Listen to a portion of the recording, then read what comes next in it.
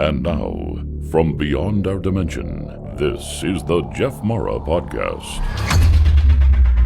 Here's Jeff. My guest is Rebecca Arce, who during her near-death experience encountered her guides, and today we're going to learn about it. Rebecca, thank you for joining me and welcome. Thank you very much. All right, Rebecca, if you don't mind, let's start on the day that your NDE happened and go from there. Okay.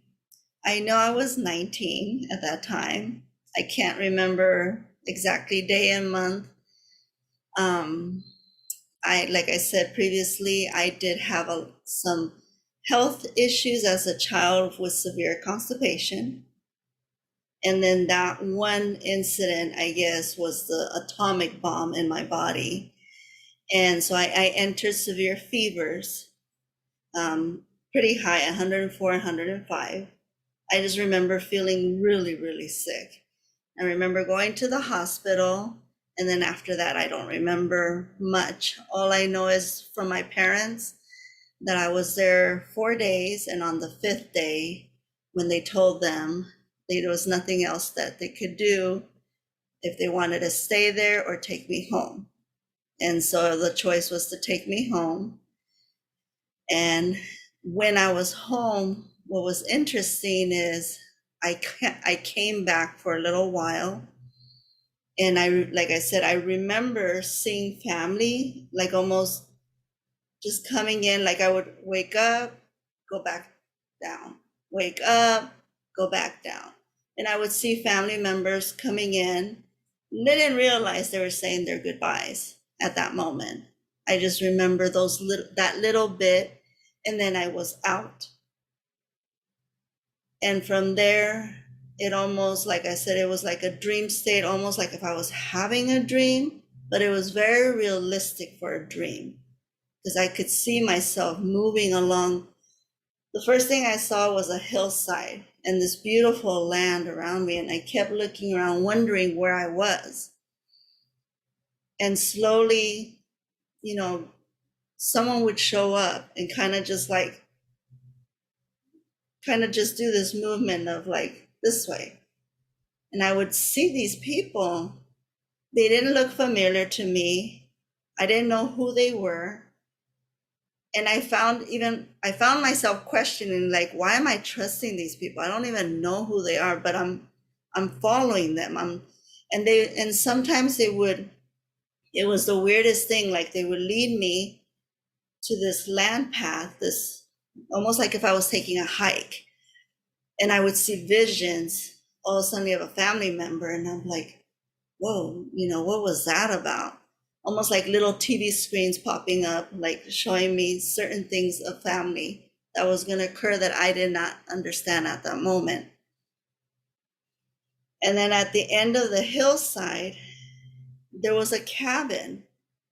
And I thought it was odd to see a cabin in the middle of nowhere. And as I'm walking towards this cabin, a chief walked out. Very huge feathers, it was not even the way we see it on TV portrayed in history books. No, it was a very unique outfit. And he walked out, and I remember he just kept staring at me, and his eyes, the one thing I remember the most was his eyes, very intense look, just looking at me quietly. And I remember asking him, like, who are you? And he just stayed quiet. And the only thing he did was extend his hands out. And when he extended his hands out, I noticed he had holes in his hands. And I looked at his hands and I'm like, that looks very familiar. Where have I seen that? And I grew up Catholic, but the fact that at that moment it didn't dawn on me, it was weird that I couldn't figure it out. I was very foggy in the head. And I just remember saying, I feel like I need to trust you. And then that's when he embraced me. And when he embraced me is when I felt myself just completely dissolve into this light. And we were going through this beautiful light. And I just remember thinking, wow, it feels so good here. Like I did not want to leave. I was happy. It was an emotion beyond happiness, beyond just, I can't explain it. It was just beyond anything. And just remembering thinking like, I could just stay here. I just want to stay here. And as we were traveling through this light, boom, I was up in my bed. And as when I woke up, I remember thinking, what am I doing here? I don't want to come back here. And all these thoughts were running through my head, not realizing that I was stiff. I couldn't move my arms. I couldn't move my legs. My body was stiff. And when I realized it, I was like, oh no, this is not good. How am I going to get help? And I don't know how I did it. I'm shortening it down, but this took, I think, an hour. It was an hour process or more. Figuring out how to wiggle myself to fall off the bed. From the floor, figuring out how to wiggle myself towards my parents' bedroom, which was around the hallway. And then figuring out how to use my head to knock on their door to let them know I needed help. So that was, like I said, a long journey. It felt like forever. And all I remember is my mom opening up her bedroom door and seeing me on the floor and her scream. She screamed to my dad, Mario, pick her up. And she said that when she touched my body, it was cold. And my dad picked me up on the bed. And my mom's like, rub her, rub her. She knew what to do. And they were both rubbing profusely. And I could see them moving their hands. I could not feel anything. But all I could remember is telling my mom, wow, I saw Jesus. And I was happy because I was able to tell her, like, guess what? I saw Jesus. It was so cool. And she's like in the middle of this panic and trying to figure out what to do. It's like, okay, just stop talking. She was like baffled with my reaction of like this happiness in me of who I saw. And so then she was like, it's okay, just stay quiet and we're gonna help you. And eventually I was taken back to bed.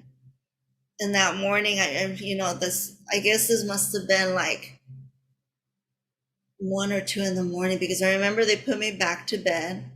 I woke up around, I think it was around 8 or 9 in the morning again. And I just remember feeling this intense pain. It felt like someone had gutted me in the stomach. My stomach felt hollow. It felt like I had nothingness inside of me. And it was because I had, they had pumped my stomach.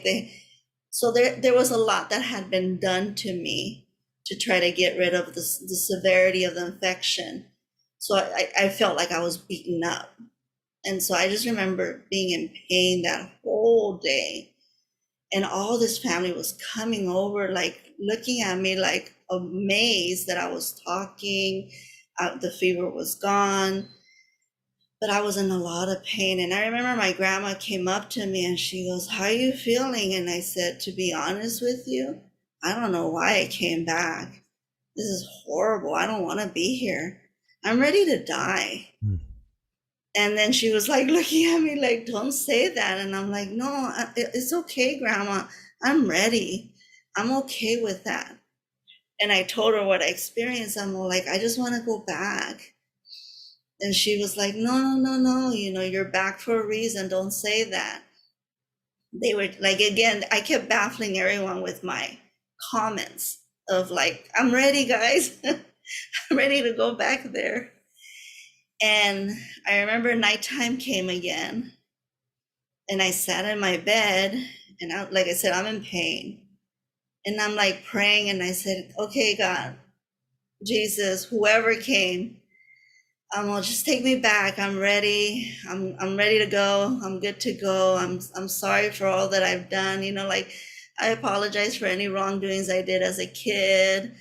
I did my prayers, everything, and I was ready to go. And it was like I laid down in bed, and then this weird thought came through my mind, like, wait a minute, what if they don't take me? And so then I got up again. I'm like, okay, now I gotta do a new prayer. And I said, hey guys, if you don't take me tonight, can you at least take this pain away? Because this is killing me. Like, I'm in a lot of pain. I can't handle this, guys. And went to bed, deep sleep, no dreams, nothing, long sleep. Woke up, I think after a 12-hour sleep.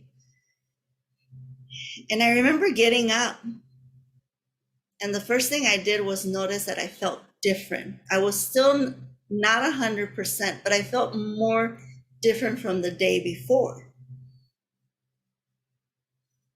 But I couldn't believe what I was feeling. So I questioned it. Am I like numb to the pain? It's like, there's no way this pain is gone. Because any movement, any breathing, it was pain.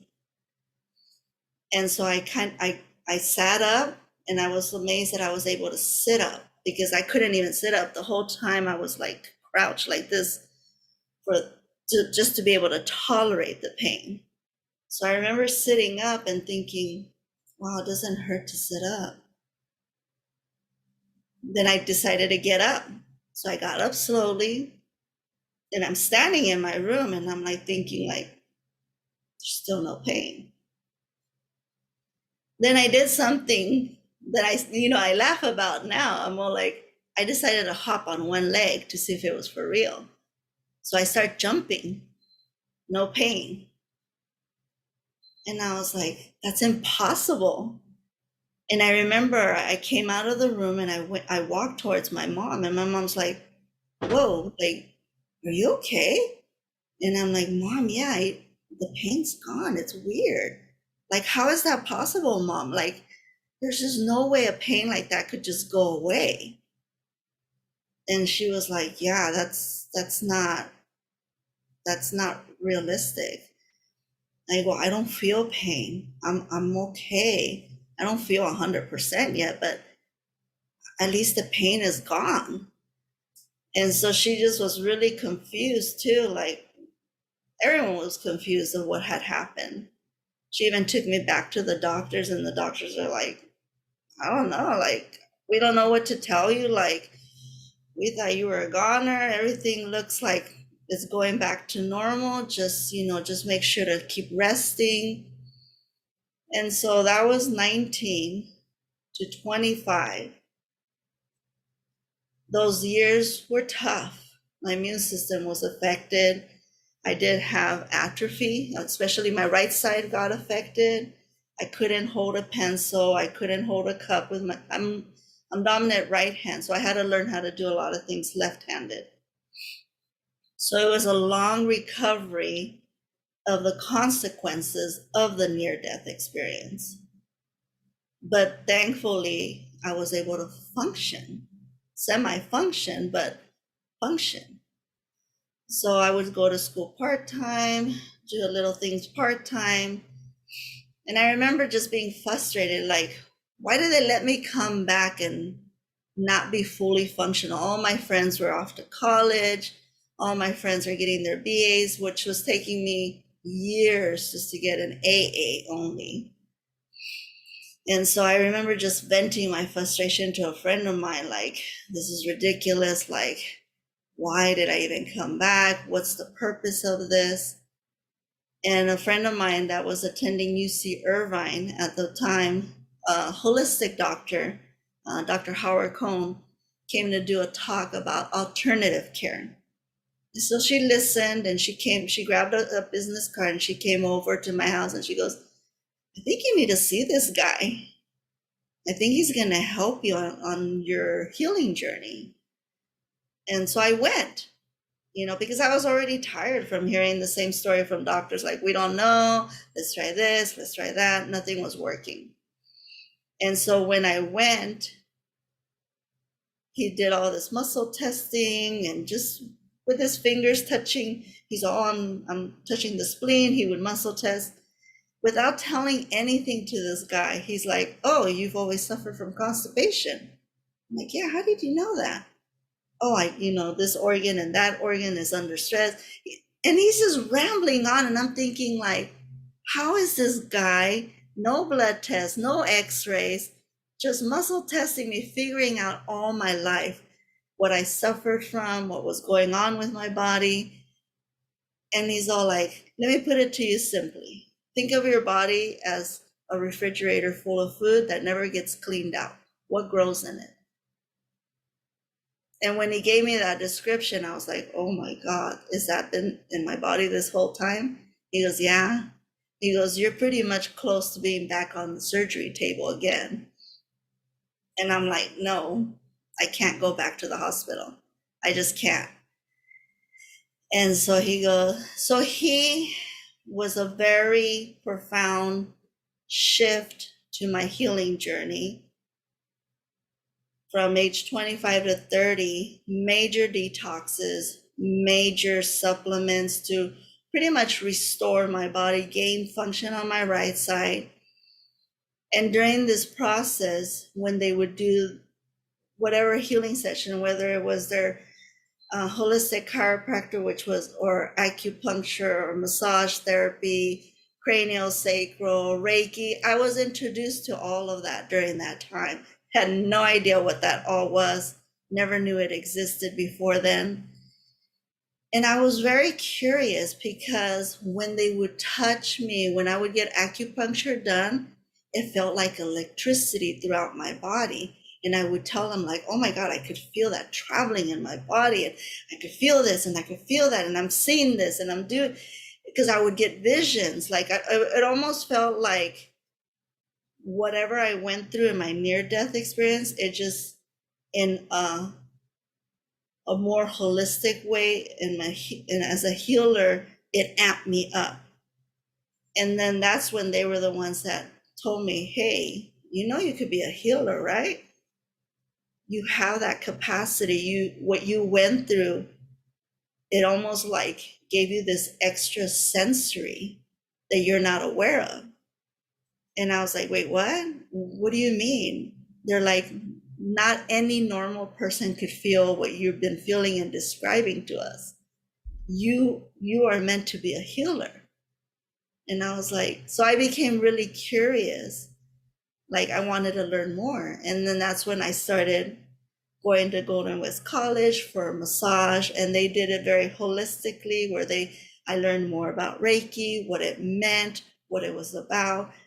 An introduction to cranial sacral, yoga, meditation, you name it, I took it. And the more I was learning about this holistic approach, the spiritual approach, I was understanding more and more the messages and why I went through that near-death experience. And then I realized, like, oh, now I know why I came back. Because for the longest time, I always questioned, like, why did I come back? What was the purpose of me experiencing that near-death experience and coming back, having to deal with so many health issues and recovery and all that? And then that's how now I'm known as the muscle whisperer. I'm known as this healing facilitator that people, whenever they feel my hands on them, they're just like blown away. Like, I could really feel your energy. People that are very sensitive, when I touch them, they could feel my hands heating up. They could feel the energy. And they could, even one person, a lot of other healers that they've had my touch and experienced my healing, they're like, whoa, like you have a lot of guides around you. Did you know that? And I always tell them the story of my near-death experience, how I saw all these people around me and didn't realize who they were until afterwards. Like I said, doing all this schooling and meditation and really embracing my experience, that I realized who they were, what they meant to me. And then realizing that they were all helping me do this new journey in my life and becoming a healer for people, and being able to relay messages to them, any experience they have gone through, for me to be able to explain it to them, for them to have that aha moment like I did throughout friends and family that kind of guided me on this path, and the holistic doctors too. So it's been quite an experience. Every person, whoever I've met that has also had a near-death experience, it's almost like it's a little club, like, oh, did you experience that? Oh, you got to see that. And it's actually, it's fun to share this story, because it makes you realize that there's much more beyond what we're experiencing here on Earth. And what we're experiencing here on Earth are just experiences and lessons that I've grown to acknowledge and embrace, that anything good or bad that happens in our life, I don't believe there's anything good and bad. Before, I would be like, oh my God, I went through this bad experience. Oh my God, I had this really great experience. Now I just say, every experience I go through is well worth it, because it's helping me grow and grow and grow. I don't mind how in what way or shape it comes in. I embrace it as an experience of growth. So that's a little bit of how everything has happened so far. Rebecca, thank you for sharing your experience with us. During your NDE, you kept seeing visions of things. Were you seeing your past life or visions of the future? It was, some were past and some were future. The future ones were very weird, because when they started happening, it was like, I would question it, because like I said, I was not aware at that time what had happened and what was the purpose. And so when I would experience the ones that did come in the future, it was almost like, it turned to me, I took them as confirmations that I was on the right path. Like, they showed me certain things to be aware, like, okay, you're on the right path. Can you give us an example? There was one vision that I saw, that a major accident was going to happen to a cousin of mine. And when that happened, I was able to help him get through that experience, and just make him realize that this was not something horrible that had happened to him. It was supposed to happen, and how to move on from that and keep going. What was your reaction during the actual future event that was happening? It was one of those moments, it felt very surreal. Like, almost like, again, I would question, like, did I dream this, or did this really happen? I would question it, of course, because it was very surreal, like, they're very weird. And like the extrasensory, having that extrasensory, there was a lot of experiences, like if cousins were going through a delivery, like labor pains, I would feel the labor pains and wonder, why am I in so much pain all suddenly? I had one very unique experience where an uncle of mine decided to live on the street. He was an alcoholic, and he was beaten up that night. And I remember that night just feeling someone beating me up. And I remember waking up in the morning and telling my mom, something happened last night. I felt like someone was beating me up all night. And my mom was looking at me weird. And then that's when we got the call that my uncle had been beaten up. Like, little weird incidents like that would happen, where I would experience something, feel something, and then I would go to my mom and tell her, like, hey, this is happening. I was like, is everything okay? And she would look at me weird, and then all of a sudden we would get the call. Someone had just had a baby. Someone was beaten up. This happened. And it was this one after the other, where I was like, how is this possible? Like, why am I experiencing this? So those were the major ones where I was kind of like, whoa, Why do you think Jesus appeared to you as a Native American? I've always wondered that. I've always wondered why he did that. And to this day, I don't know. And all I could tell my friends is like, you know what? When that time comes again, I'm gonna ask him. And they all laugh with my response, like, I'm gonna have to ask him when I see him again. Like, why did you dress up? Like, why didn't you just come to me the way you usually do? And I only use that phrase because of movies that I've seen of true life stories of children that had their near-death experience and what they saw.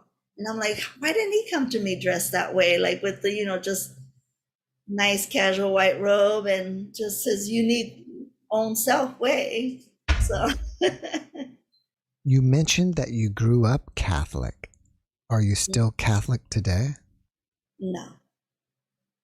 No, there was growing up Catholic, I always questioned a lot of things. Because there was, as a child, I did have experiences where I would see things, I would hear things, didn't know what was happening. And during confession, I would tell priests, like, I could hear people talking to me. I did have an experience at age 10 where my great grandmother visited me. That was the only like real time I saw a vision of a spirit. And I knew it was her because of pictures, but she died when I was 5. And so I remember when I saw her, I'm like, wait, aren't you dead? And she responded, yes, but that she came to visit me to give me messages. So I was already a sensitive child growing up. I just didn't understand it because I grew up Catholic, like, that stuff of you don't talk about that stuff, period. And so I remember confessing to, my priest and telling him like, hey, people keep waking me up, bothering me. And then they would give me a little scapula and tell me to pray that it would go away. And it never did. And I remember one day as I was getting older, just telling the priest, like, I don't believe you guys anymore. Like, you guys keep telling me that this is not for real, but yet it's happening to me. So it was when I had that near-death experience, that's when I realized what I was seeing growing. And then after what I experienced in the holistic doctors, and then they would tell me, no, you're a sensitive, you're an empath. You have these abilities. And with your near-death experience, they just got amplified. And they kept telling me, no, you've been meant for this. This is your path. So like I said, it didn't dawn on me. So yeah, after that, I just lost faith in that religion. I didn't lose faith. I did not respect the structure or the way they implement certain things. I love religion. I love what the Bible brings. There's a lot of passages. When I was going to college part-time, I did take a course on ancient literature where we were supposed to read passages from the Bible and the Quran and different ancient literature. And it was a really aha moment for me then, where it wasn't meant to be in such a structured format. It was just meant as messages written down for all of us to be able to read them when we need them and use them as references for whatever we're going through to kind of lead us back on our purpose, our path.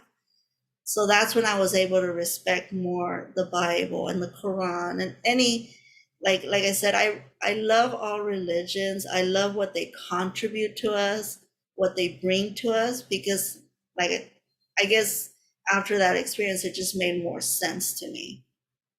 Are there any other abilities that you gained from your NDE that you haven't mentioned? The main ones is being able to experience and see things as they're going to happen. Even till this day, new clients will schedule sessions. So I do body work, and they'll schedule their session, and sure enough, the day before I go to see them, I'll tell my husband, I got a lot of pain in my back, or I'm experiencing pain in my wrist. Oh, there's this weird pain in the hip. And I'll document everything I'm experiencing. And sure enough, 100% of the time, and I could say 100% because it's 100%. Once we start working on the client, it's exactly where they're feeling their pain. So I'm experiencing it before I see them. And that's new.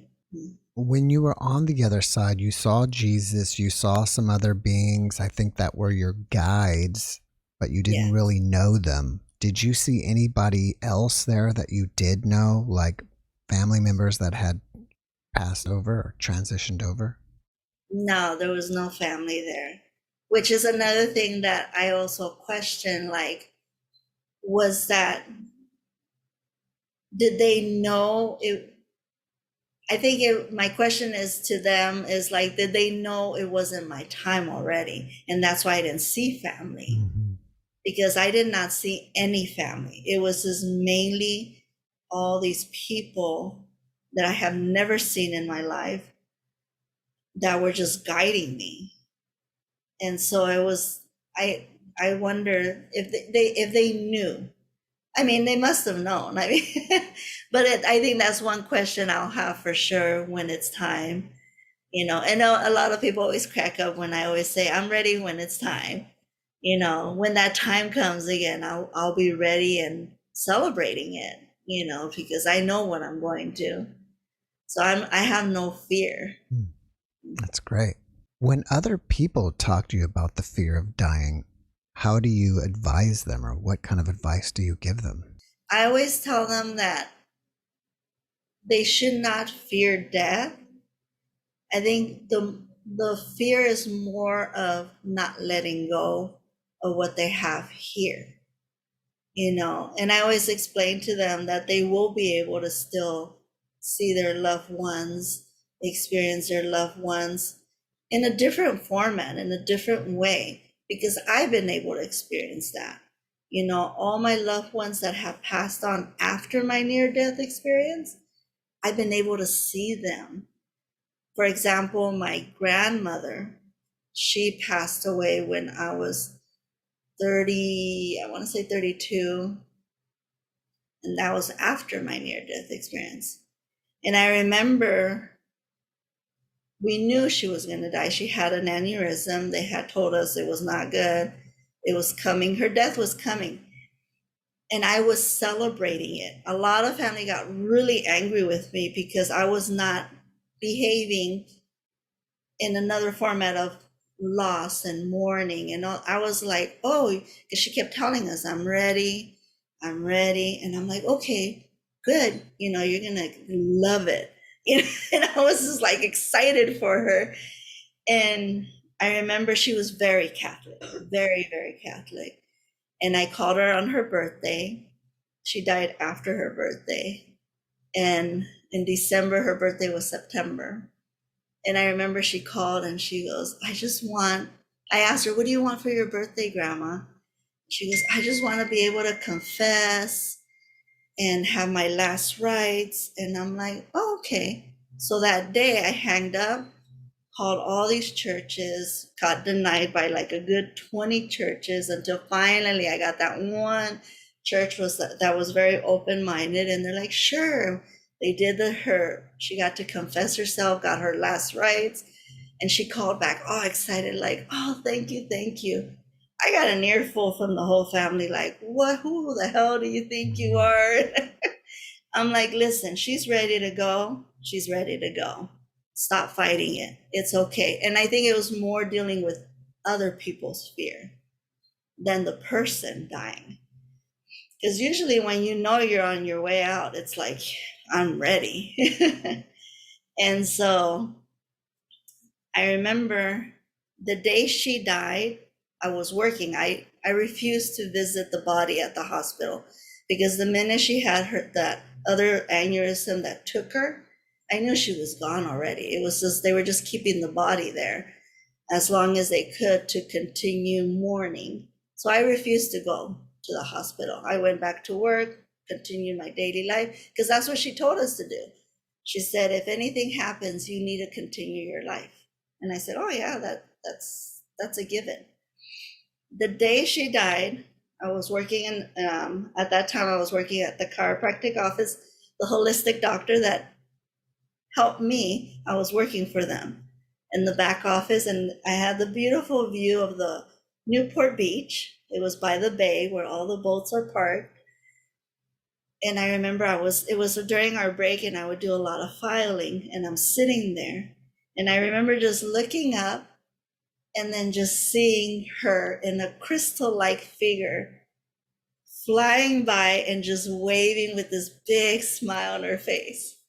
And I was like, yes. And my office manager, she's like, are you okay? Because I was like, yes, she's finally gonna rest in peace.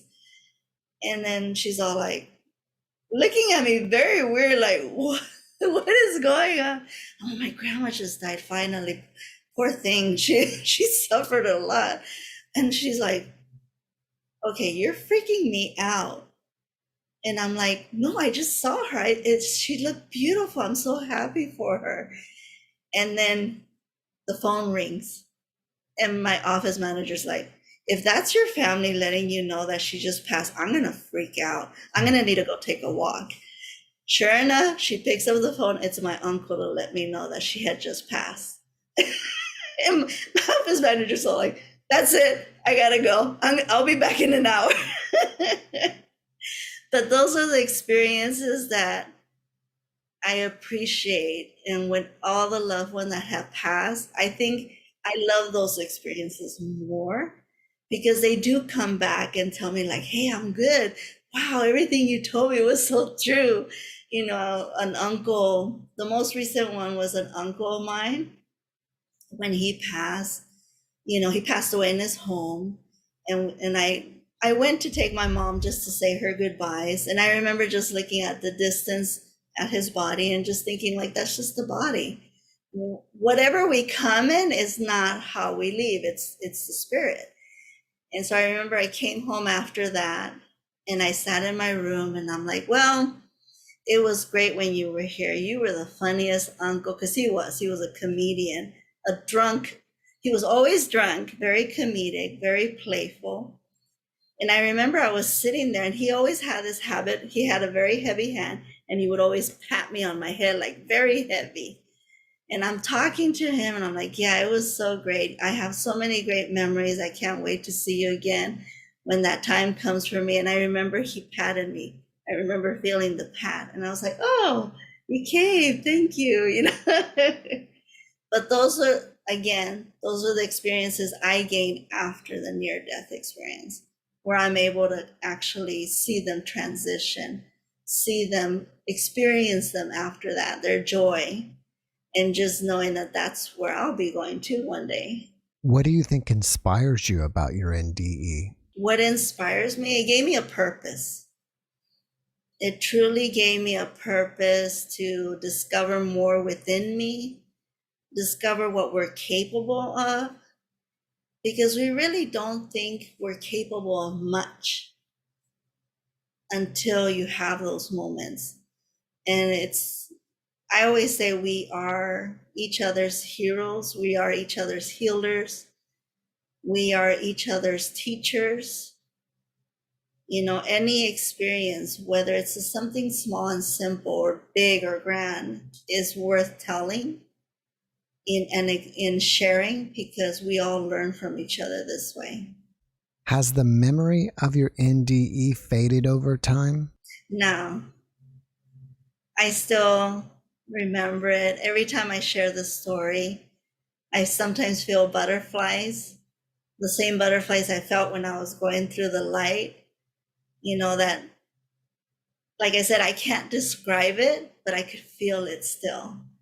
That moment, it's mainly the moment when I went through that light is the most profound part that I remember the most, that I hold dearly to my heart.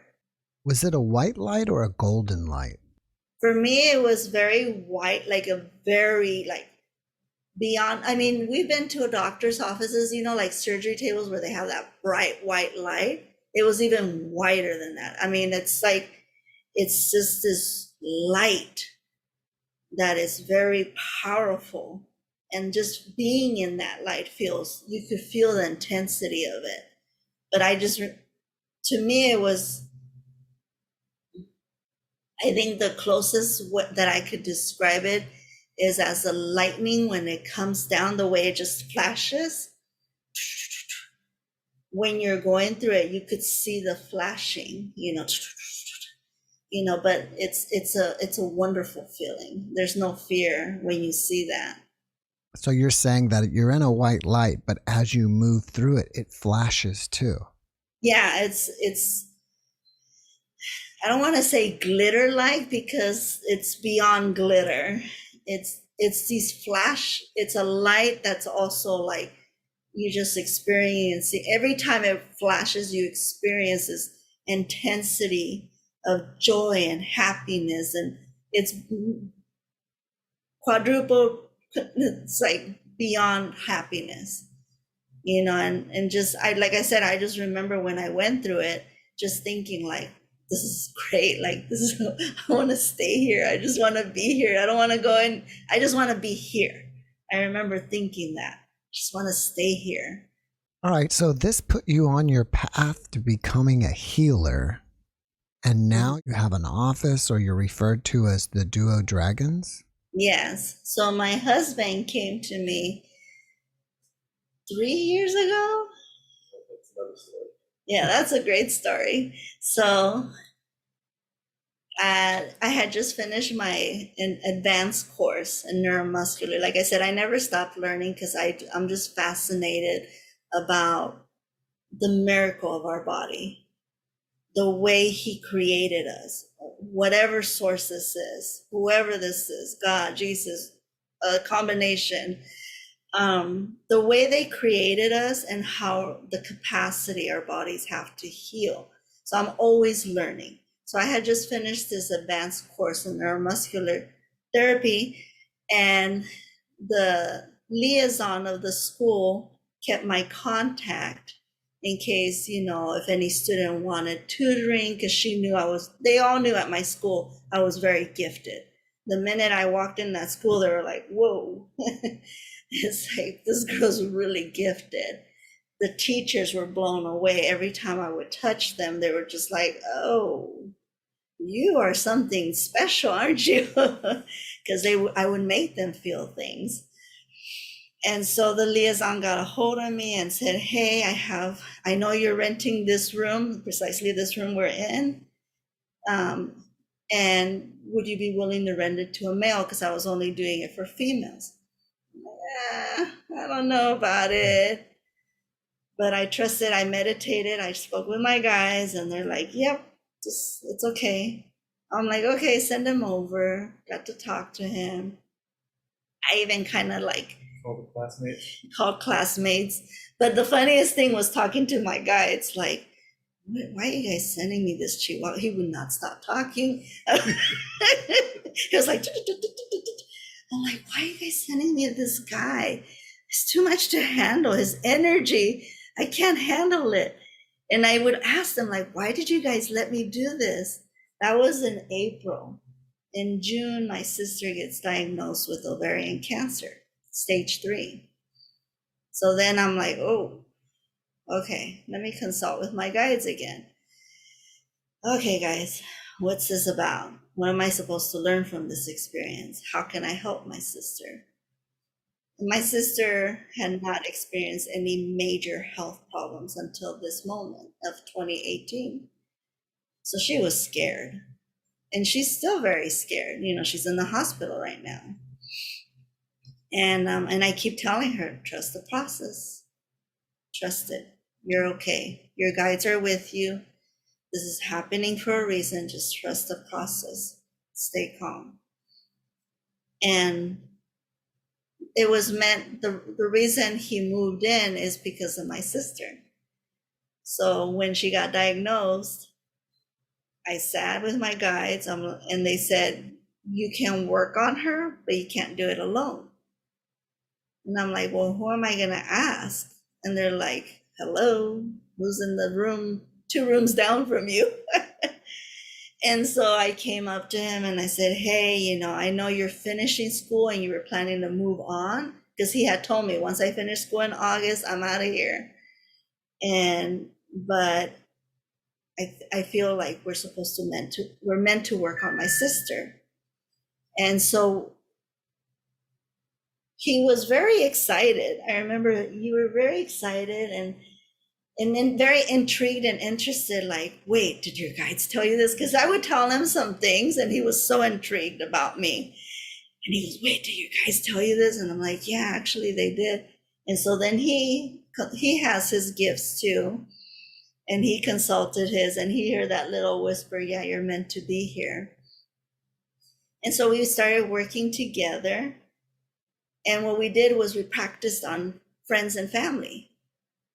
And then friends and family, when I would work on them, they would feel, wow, like this biggest intensity of my healing. When we work together, they're just like, whoa, you just upgraded like 10 times with him. Like they were just blown away. So at that time, my sister, like I said, was diagnosed stage 3. She opted for aggressive chemo. They gave us the worst case scenario of almost a year of this intense chemo.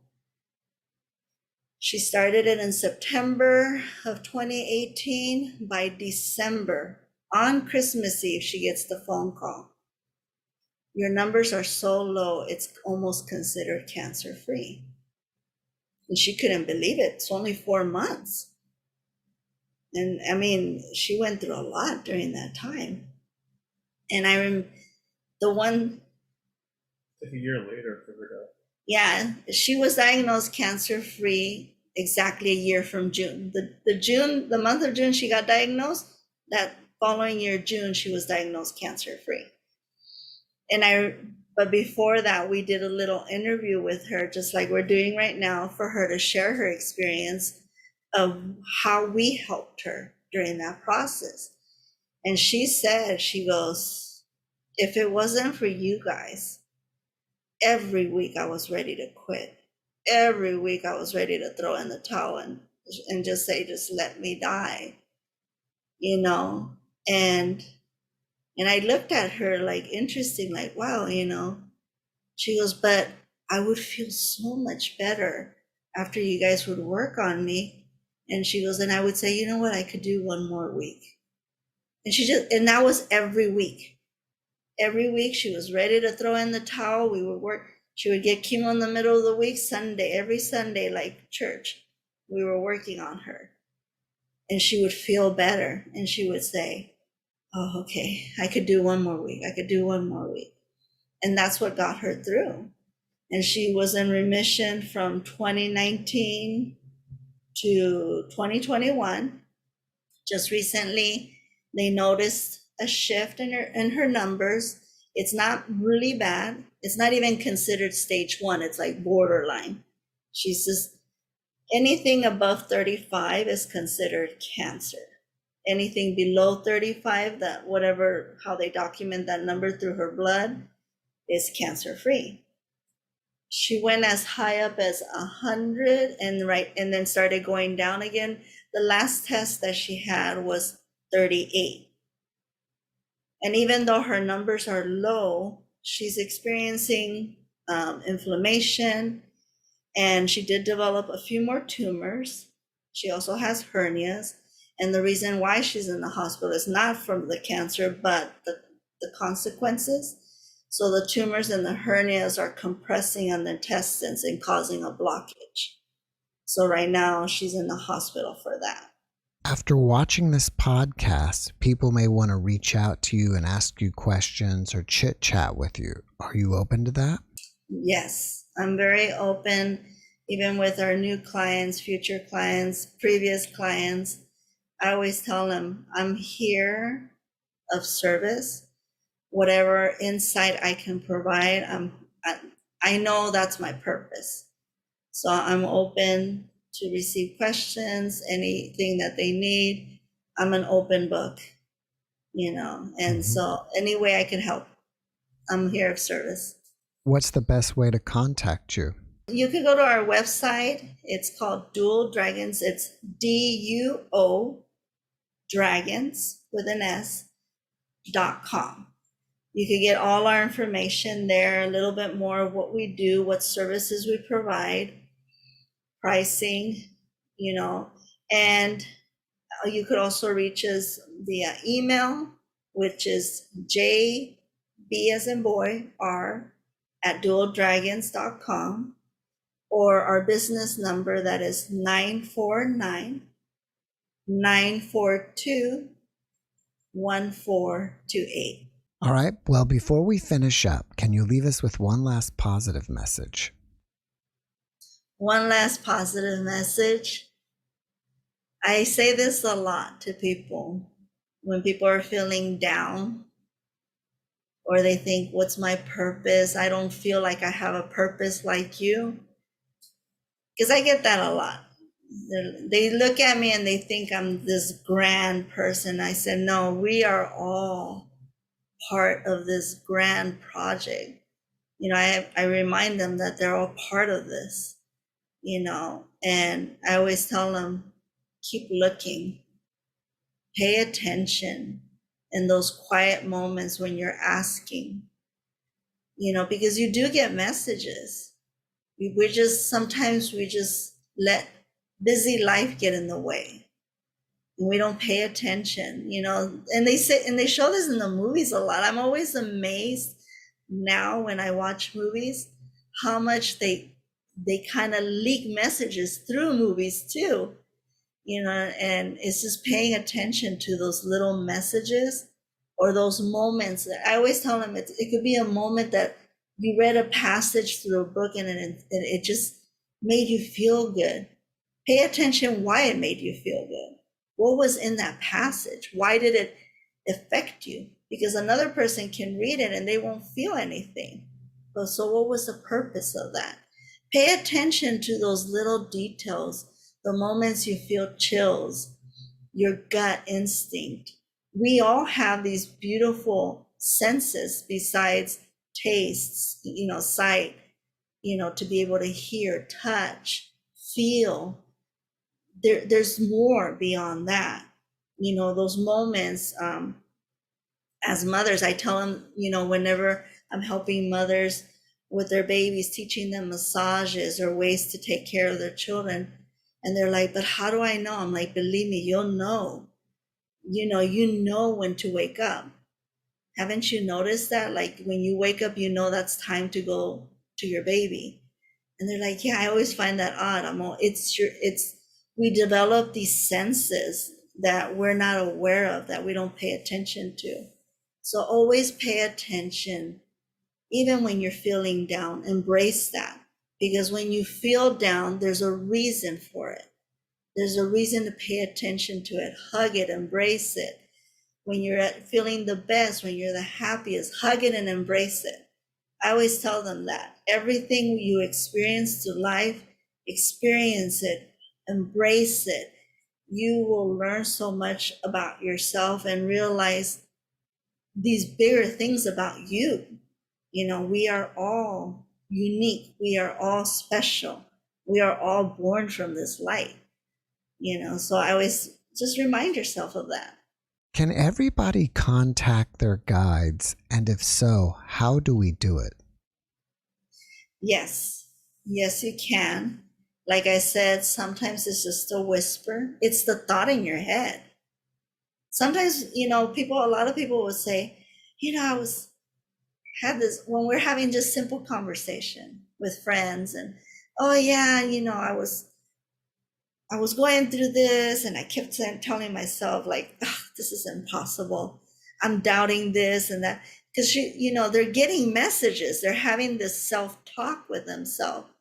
And I always tell them, like, you guys realize that's your guides. That's your higher self. I always explain to them, well, you know how on TV they show an angel and a devil?